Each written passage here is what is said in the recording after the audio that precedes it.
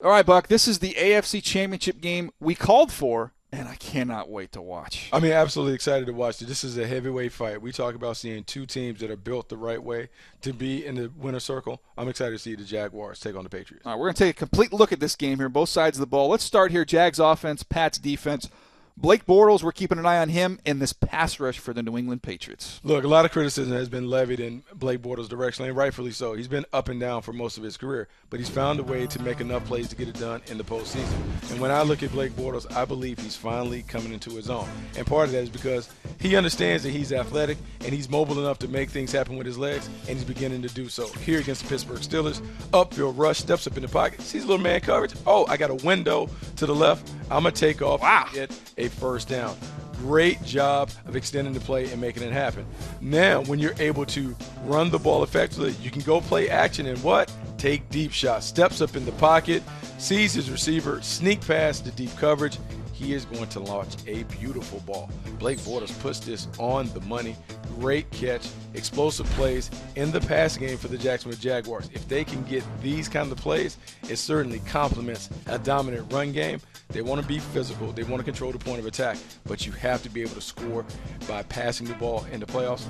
Blake Bortles showing he can do enough. Let's see if he can do it against the mastermind, Bill Belichick, in that defense. You talk about the mastermind with Bill Belichick. Let me show you a little tape here from the Titans game last week with the Patriots. 8 sacks they collected in that game, and I love the way they got some of these done when you study the tape. Watch Kyle Vanoy. He's going to bluff here like he's dropping. You're going to see Derrick Henry, the back, release and go right by him. Doesn't even see him, Buck. Takes a step back. They forget about him. Back releases. He gets a clean run through, flushes him out of the pocket, and you get one of your 8 sacks. Now, this is something, obviously, they were able to find something in this Tennessee Titans offensive line that they liked because they went back to it. Here you're going to see Flowers on the edge.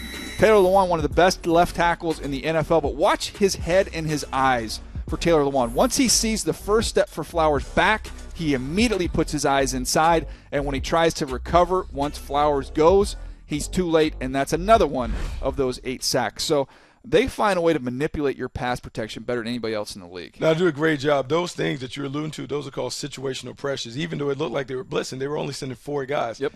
Bill Belichick does a great job of putting confusion in the mind of the quarterback. We'll see how Blake Bortles handles it in this game. All right, flip over to the other side of the ball now. We've got the Jags linebackers, as athletic as any in the league, going up against Dion Lewis, who I think could be a sneaky big player in this game for a guy that's not that big. He is a big-time player. And so when it comes down to the linebacker core of the Jaguars, they got to do what they've always done. They need to be fast, they need to play athletic, and they need to be physical. This is a team that does a great job of running sideline to sideline on the second level. Telvin Smith, Miles Jack.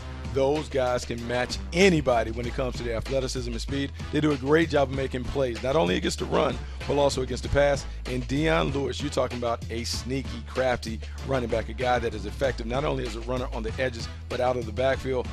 The Jaguars linebackers are going to need to dominate this matchup. We know how much Tom Brady loves to go to the running backs in the passing game. They got to make sure that those guys are null and void, make them find someone else to throw.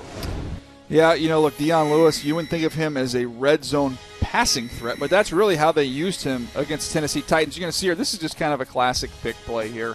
Danny Amendola is actually trying to be conservative, does not even get much of a pick at all, not much of a window, but still enough for Tom Brady and his accuracy.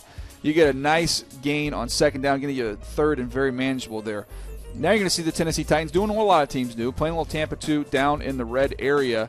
You're going to see the middle linebacker jet out to the middle third, which he's got to cover. And then you're going to see them try and bracket Rob Gronkowski.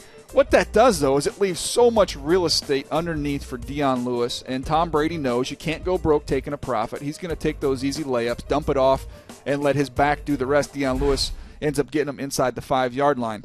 All the eyes, all the attention is going to go to 87 when you get down the red area.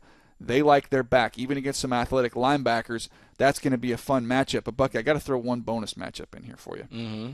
You get down in the red area, the Jags. Are you going to take Jalen Ramsey and say, you're the best outside, but you know what? We're going to kick you in a little bit. Number 87, he's yours. Yeah, I think you have to think about that. I think if he's their best corner, he's a world-class athlete, terrific football player. You got to find someone to stop Rob Gronkowski. I don't know if Tayshaun Gibson or Barry Church can do it. Maybe Jalen Ramsey, in special instances, goes down and tries to battle it out with Rob Gronkowski. Yeah, we'll see. This would be a fun game to watch. Pick a winner, Buck. Do it. Pick the Jags. You have the guts to do it? I'm all about the Jaguars. Duval. I think the Jaguars find a way to get it done.